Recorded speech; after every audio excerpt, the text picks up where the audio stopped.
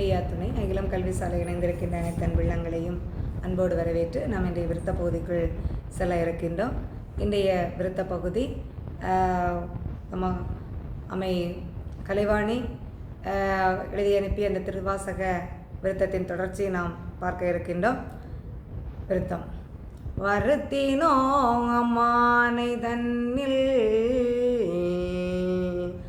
மானமாய் புதியதாக்கி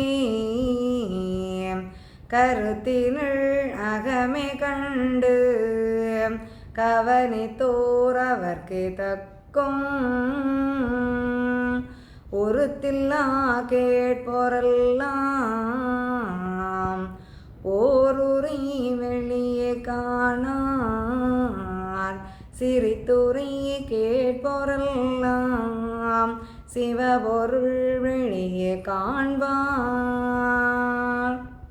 விளக்கம்: ஐயா இந்த திருவாசகத்தின் மூலம் ஐயா சொல்லுகின்றார், இந்த அம்மானையின் மூலமாக இலத்திரட்டு அம்மானை என்ற இந்த ஞான பொக்கிஷத்தின் மூலமாக மக்கள் எல்லோரும் ஞானம் பெற்றவர்களாக திகழ வேண்டும் என்பதற்காக இங்கே எல்லாவித ஞானத்தையும் இங்கே எழுதி அனுப்பியிருக்கின்றோம். அதை கருத்தினில் கொண்டு, அதை உள்ளத்தில் கவனித்தவர்களுக்கு, அதை கருத்தில் கொண்டு அதை உணர்ந்தவர்களுக்கு, அதை அகத்திலே கொண்டு அகத்தில் ஏற்றுக்கொண்டவர்களுக்கு அவர்கள் நல்ல சிறப்பினை பெறுவார்கள்.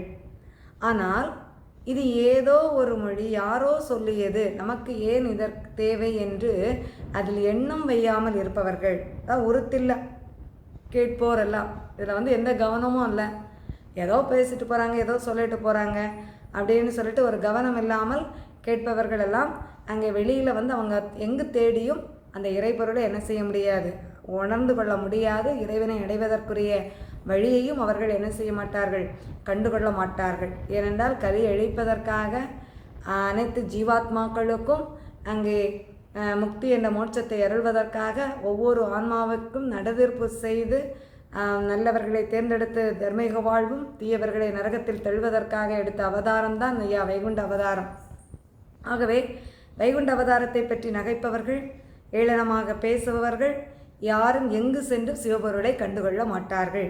அந்த உண்மையான பரம்பொருளின் தன்மையை உணர்ந்து கொள்ள முடியாது என்பதை இந்த விளக்கத்தின் மூலம் ஐயா நமக்கு தெளிவுபடுத்துகின்றார்கள். ஐயா உண்டு.